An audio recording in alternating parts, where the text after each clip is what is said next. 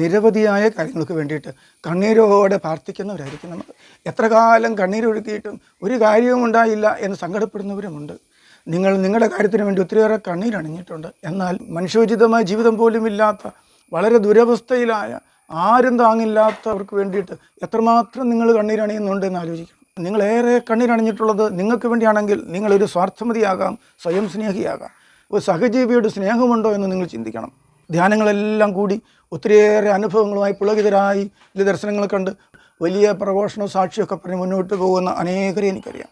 അവരൊന്നും വ്യക്തി ജീവിതത്തിൽ പരസ്നേഹമുള്ളവരല്ല എന്ന് തിരിച്ചറിഞ്ഞാൽ അവരിലൊക്കെയുള്ള ചൈതന്യം ദൈവികമാണോ എന്ന് സംശയിക്കേണ്ട സ്ഥിതി പോലും വരുന്നുണ്ട്.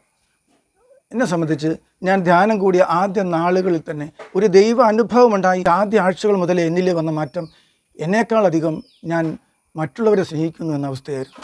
അങ്ങനെ ഒരു പരസ്നേഹത്തിനുള്ള ഒരു അനുഗ്രഹം കൃപയാണ് എനിക്ക് ലഭിച്ചത്.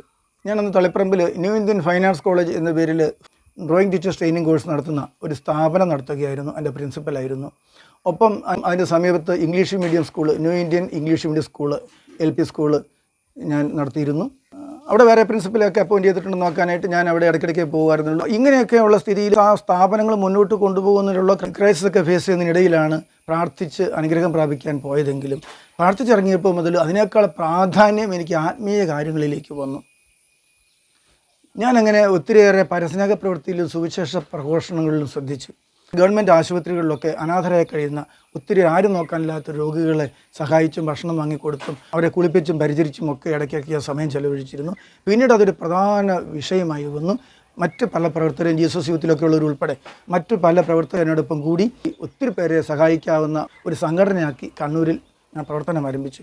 അങ്ങനെ പ്രവർത്തിച്ചുകൊണ്ടിരിക്കുമ്പോഴാണ് ഈ തെരുവോരത്ത് അലയുന്ന അനേകരെ സംഘടിപ്പിച്ച് അവിടെ ഒരു പള്ളിമുറ്റത്ത് വെച്ച് വലിയൊരു സദ്യ അവർക്ക് കൊടുക്കാം, അവരെല്ലാം കുളിപ്പിച്ച് വസ്ത്രം കൊടുത്ത് സദ്യയൊക്കെ കൊടുത്ത് അവർക്കൊരു സന്തോഷം കൊടുക്കാം, അവർക്ക് ദൈവാനുഗ്രഹമാകാവുന്ന ക്ലാസ്സുകളൊക്കെ കൊടുത്ത് അങ്ങനെ ഒരു ക്യാമ്പ് സംഘടിപ്പിക്കാമെന്നൊക്കെ വെച്ചത്.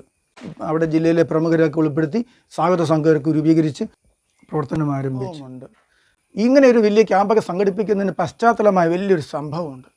അതെൻ്റെ കണ്ണീരിൻ്റെ കഥയാണ് പ്രിയപ്പെട്ടവർ. ഞാൻ തെരുവോരത്ത് പലരെയും കണ്ട് അവരെയൊക്കെ കുളിപ്പിച്ച് വസ്ത്രം കൊടുക്കാൻ അധികമൊന്നും ഇല്ലാതെ വന്നപ്പോൾ എൻ്റെ വസ്ത്രങ്ങൾക്ക് കൊടുത്ത് ഇങ്ങനെ പലർക്കും എൻ്റെ വസ്ത്രങ്ങൾ കൊടുത്ത് എനിക്ക് ഒറ്റ വസ്ത്രത്തിലായ സ്ഥിതിയുണ്ട്. എൻ്റെ വരുമാനമൊക്കെ ഇങ്ങനെ ചെലവഴിക്കുന്ന ഒരു സ്ഥിതി. അങ്ങനെ ഞാൻ ഇവരെയൊക്കെ എവിടെയെങ്കിലും പബ്ലിക് ടോയ്ലറ്റിൽ കൊണ്ട് അവരെ കുളിപ്പിച്ച് വസ്ത്രമൊക്കെ മാറിച്ച് നല്ല ഭക്ഷണമൊക്കെ കൊടുത്ത് വിടുന്ന സ്ഥിതി. എൻ്റെ ഒരു സ്വന്തം സഹോദരൻ ശൈശവത്തിലെ കാണാതായാൽ പിന്നീട് ഇങ്ങനെയൊക്കെയാണ് കണ്ടുമുട്ടുന്നതെങ്കിലോ എന്ന രീതിയിൽ ഒത്തിരിയേറെ സഹോദരതുല്യമായ സ്നേഹം വന്ന് ചങ്കൂട്ടുന്ന സങ്കടം എനിക്കുണ്ടായിരുന്നു. ഇന്ന് തെരുവിൽ കാണുമ്പോലെയല്ല, അന്നൊക്കെ തെരുവിൽ ഒത്തിരിയേറെ മാനസികരോഗികളും യാചകരും അലഞ്ഞു നടന്നിരുന്നു. അവിടെയുള്ളൊരു പട്ടുപം കോൺവെൻറ്റിൽ ഒരു വൃദ്ധമന്ദിരം ഉള്ളതുകൊണ്ട് ഞാൻ ചിലരെയൊക്കെ കുളിപ്പിച്ച് വൃത്തിയാക്കി ഭക്ഷണമൊക്കെ കൊടുത്ത ശേഷം അവരെ അവിടെ കൊണ്ടാക്കിയിരുന്നു. പക്ഷേ ഞാനിങ്ങനെ ഇപ്പോൾ തുടരെ ആൾക്കാരെ കൊണ്ടുകയും അവിടെ കെട്ടിടത്തിൽ സൗകര്യങ്ങൾ കുറയുകയും ചെയ്തതുകൊണ്ട് ആ കന്യാസ്ത്രീകൾക്ക് എന്നെ കാണുമ്പോൾ പേടിയാണ്. പിന്നെ ഇങ്ങനെ ഇപ്പോൾ കൊണ്ടാക്കാനും പറ്റില്ല സ്ഥിതി വന്നപ്പോൾ ഞാനിത് നിർത്തിയാക്കാമെന്ന് വിചാരിച്ചു. മടുത്ത് ഇരിക്കുമ്പോഴാണ് ഏറെ വർഷങ്ങളായി മണ്ണിലൊക്കെ കടന്ന് ഉരുണ്ട അവസ്ഥയിൽ നഗ്നനായ ഒരു ചെറുപ്പക്കാരൻ നടന്നു വരുന്നത് ഞാൻ കണ്ടു. എനിക്ക് സങ്കടം സഹിക്കവയ്യ. ഇങ്ങനെയുള്ളവർ എവിടെ കൊണ്ടാക്കും? എവിടെയും കൊണ്ടാക്കാനും പറ്റില്ല. എനിക്കൊന്നും ഇവരെ സംരക്ഷിക്കാൻ പറ്റില്ല. അവരെൻ്റെ മക്കളായിരുന്നെങ്കിൽ എന്നതുപോലെ ഒരു ഹൃദയം എന്നിൽ ഉണർന്നിട്ട് ഞാൻ സങ്കടപ്പെട്ട് കരഞ്ഞ് പ്രാർത്ഥിച്ചു. ഞാൻ അവിടെ എൻ്റെ സങ്കടം അണപൊട്ടിയപ്പോൾ വഴിയെ നടന്ന് മനസ്സിൽ പ്രാർത്ഥിച്ച് പിന്നെ ചെറിയ ശബ്ദത്തിലായ പ്രാർത്ഥന എൻ്റെ കണ്ണീരൊഴുകി കുടുകുട കണ്ണീരൊഴുകി ഞാൻ വിങ്ങി പൊട്ടി പ്രാർത്ഥിച്ചു പരിസരബോധമില്ലാതെ പ്രാർത്ഥിച്ചു. എൻ്റെ കർത്താവേ, ഇവിടെ ഈ ടൗണിലൊക്കെ 60 മുറിയുള്ള വീട് പോലും വിൽക്കാനുണ്ടെന്ന് കേട്ടിട്ടുണ്ട്. എൻ്റെ ഈ അലഞ്ഞു തിരയുന്ന ഈ മക്കൾക്ക് കിടക്കാൻ ഒരു ഓലഷെഡ് പോലും ഇല്ലല്ലോ, എന്താണ് അങ്ങ് തരാത്തേ എന്ന് ചോദിച്ചാണെങ്കിൽ പ്രാർത്ഥിച്ചു. അങ്ങനെ പരിസരബോധമില്ലാതെ ഞാനങ്ങ് പ്രാർത്ഥിച്ചു. കുറച്ച് കഴിഞ്ഞപ്പോഴാണ് വഴിയെ പോകുന്നവരൊക്കെ ഇത് ഭ്രാന്തനെ പോലെ എന്നെ നോക്കി കടന്നു പോകുന്നത് കണ്ടപ്പോഴാണ് എനിക്ക് പെട്ടെന്ന് സ്ഥലകാല ബോധമുണ്ടായി. ഞാൻ പെട്ടെന്ന് കണ്ണീരൊക്കെ തൂത്ത് വേഗം മാറിപ്പോയി.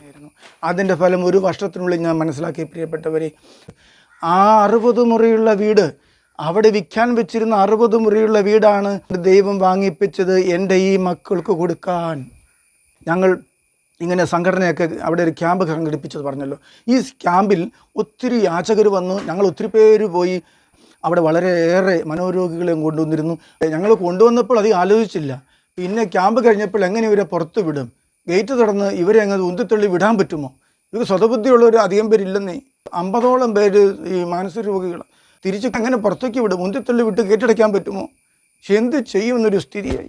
ഒടുവിൽ ഞങ്ങളൊക്കെ പ്രാർത്ഥിച്ച് ആലോചിച്ച് അവിടെ പെട്ടെന്ന് രാത്രിയും പകലും ഒക്കെ കുറേ പണിക്കാരെ വെച്ച് പെട്ടെന്ന് പണ്ടതൊരു ഷെഡ് ക്രമീകരിച്ച് ടോയ്ലറ്റൊക്കെ ക്രമീകരിച്ച് അവിടേക്ക് ഇങ്ങനെയുള്ള കുറച്ച് പേരെ താമസിപ്പിച്ചു. പിന്നീട് അത് കണ്ണൂർ മേലെച്ചൊവ്വയിലേക്ക് മാറ്റി. പ്രത്യാശ ഭവൻ എന്ന പേരുള്ള സ്ഥാപനം. അന്ന് സ്റ്റീഫൻ ജയരാജ് എന്നൊരച്ഛൻ വിദേശത്തൊക്കെ ഒത്തിരി ഇടങ്ങളിൽ പോയി ഈ ഒരു ആവശ്യം പറഞ്ഞ് കാശ് പിരിച്ച് അവിടെ ഒരു വീട് വാങ്ങിയതാണ്. ബമ്പറടിക്കുന്നവനേക്കാൾ വലിയ സന്തോഷം ഞാൻ അനുഭവിച്ച ഒരു സ്ഥിതിയുണ്ട്. ഞാൻ ഇന്ന് കണ്ണീരോടെ പ്രാർത്ഥിച്ചപ്പോൾ പറഞ്ഞില്ലേ, 60 മുറിയുള്ള വീട് പോലും ഈ ടൗണിൽ വിൽക്കാനുണ്ട്, എൻ്റെ ഈ മക്കൾക്ക് ഒരു ഓലഷെഡ് പോലും ഇല്ലല്ലോ, തരണമേ കർത്താവേ എന്ന് പ്രാർത്ഥിച്ചത്. ആ 60 മുറിയുള്ള വീട്, അവിടെ വിൽക്കാൻ വെച്ചിരുന്ന 60 മുറിയുള്ള വീടാണ് ഈ അച്ഛനെ കൊണ്ട് ദൈവം വാങ്ങിപ്പിച്ചത് എൻ്റെ ഈ മക്കൾക്ക് കൊടുക്കാൻ. നിസ്സാര കാര്യമാണോ അത്?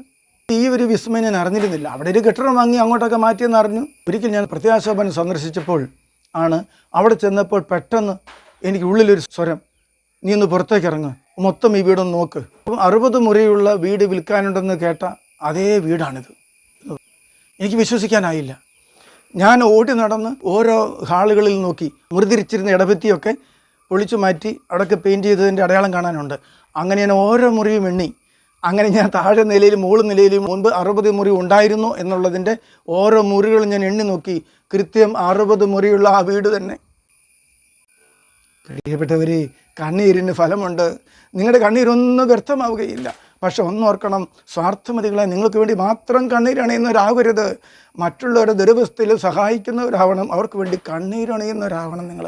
ആ കണ്ണീരിന് വലിയ ഫലമുണ്ട്. 2 വലിയ അനുഭവം ഞാൻ പറഞ്ഞു. പ്രതീക്ഷ വെച്ചു പുലർത്തിയ വ്യക്തികളുടെയും പ്രത്യാശ വെച്ചു പുലർത്തിയ വ്യക്തികളുടെയും വ്യത്യാസം എന്താണെന്ന് മനസ്സിലായില്ലേ? അപ്പോൾ സമയബന്ധിതമാകരുത്. 9:30 ബസ് വന്നില്ലെങ്കിൽ എല്ലാം തീർന്നു, നിരാശ. ഇതുപോലെ സമയബന്ധിതമായിട്ട് ജീവിതത്തിലും നിശ്ചിത വർഷം കഴിയുമ്പോൾ ഇത്ര വർഷത്തിനുള്ളിൽ എന്ന രീതിയിലൊന്നും പ്രതീക്ഷ പുലർത്തരുത്. പ്രതീക്ഷ മാനുഷികമാണ്, ലൗകികമാണ്. പ്രത്യാശ സ്വർഗീയമാണ്, ദൈവികമാണ്. പ്രത്യാശയാണ് വേണ്ടത്, പ്രതീക്ഷയല്ല വേണ്ടത്. ജീവിതത്തിലെ പ്രധാന പ്രതിസന്ധികളിൽ തളർന്നു പോകാതിരിക്കാൻ നമ്മൾ എപ്പോഴും പ്രത്യാശ സൂക്ഷിക്കേണ്ടതുണ്ട്, അത് സംരക്ഷിക്കേണ്ടതുണ്ട്. ഒരു വിലപ്പെട്ട വസ്തു, ഒരു വിലപ്പെട്ട വസ്തു സംരക്ഷിക്കുന്നത് പോലെ പ്രത്യാശയെ നാം സംരക്ഷിക്കേണ്ടതുണ്ട്. എനിക്ക് നിരവധി പ്രതിസന്ധികൾ വന്നിട്ടുണ്ട്. മാനസാന്തര അനുഭവത്തിലേക്ക് വന്ന ദൈവിക ശുശ്രൂഷ ആരംഭിച്ചിട്ട് 30 കൊല്ലമായിട്ടും പരിഹരിക്കപ്പെടാത്ത നിരവധി നീറുന്ന പ്രശ്നങ്ങളുണ്ട്. അവിടെയും പ്രത്യാശയുള്ളത് കൊണ്ടാണ് ഞാൻ നിലനിന്നത്.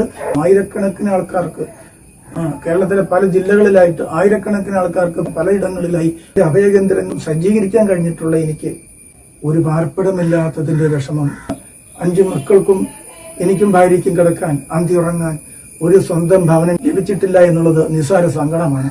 വളരെയേറെ മനസ്സ് നുറങ്ങിയ ആളുകളാണ് പ്രിയപ്പെട്ടവരെ. 20 കൊല്ലക്കാലമായി നിരവധിയായ വീടുകൾ 20 കൊല്ലക്കാലമായി വാടകയ്ക്ക് താമസിച്ചുകൊണ്ടിരിക്കുമ്പോൾ 2 വർഷം കഴിയുമ്പോൾ ഒഴിപ്പിച്ച് മറ്റൊരു വ്യക്തിക്ക് കൊടുത്താൽ ഇരട്ടി വാടക വാങ്ങാമല്ലോ എന്ന രീതിയിൽ ഒഴിപ്പിച്ച വ്യക്തികൾ. എല്ലാം കൃത്യം വാടക കൊടുത്തുകൊണ്ടിരുന്നാലും അങ്ങനെ ഒഴിപ്പിക്കുന്നവർ, പള്ളി പരിസരവും സ്കൂൾ പരിസരമൊക്കെ നോക്കി താമസിക്കേണ്ടതൊക്കെ ഈ സൗകര്യങ്ങളൊക്കെ നോക്കി വാടകയ്ക്ക് പറ്റിയ വീട് കിട്ടാതെ എത്രയോ അലഞ്ഞത്.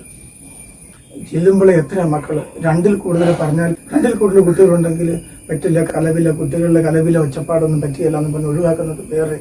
അതിലുപരി 5 കുട്ടികളുണ്ടെന്ന് പറയുമ്പോൾ 5 ബെഡ്റൂമുള്ളതല്ലേ പറ്റുള്ളൂ. ഇവിടെ 2 ബെഡ്റൂമുള്ളൂ, തരില്ല എന്ന് പറയുന്നത്. കൊച്ചു കുട്ടികളൊക്കെ ഹാളിൽ കിടന്നോളും, 2 ബെഡ്റൂമുള്ളത് മതി എന്ന് പറഞ്ഞാലും പറ്റില്ല, തരില്ല എന്ന് പറയുന്നത്.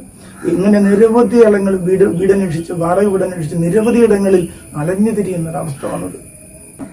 അപ്പോഴൊന്നും തെരുവിലെ എന്റെ മക്കൾക്ക് വേണ്ടി അത്ഭുതകരമായ ഭവനങ്ങൾ ക്രമീകരിച്ച കർത്താവ് എന്റെ രക്തത്തിൽ പിറന്ന മക്കൾക്ക് വേണ്ടി ഭവനം തരുന്നതിൽ എന്തേ കേൾക്കാത്ത ഈ പ്രാർത്ഥന എന്നതിനാൽ ചങ്കുവിട്ടുന്ന സങ്കടങ്ങൾ ഉണ്ടായിട്ടില്ലേ? അവിടെയും ഞാൻ പ്രതീക്ഷയല്ല വെച്ചു പുലർത്തിയത്, പ്രത്യാശയാണ് വെച്ചു പുലർത്തിയത്. നിങ്ങൾ മനസ്സിലാക്കണം.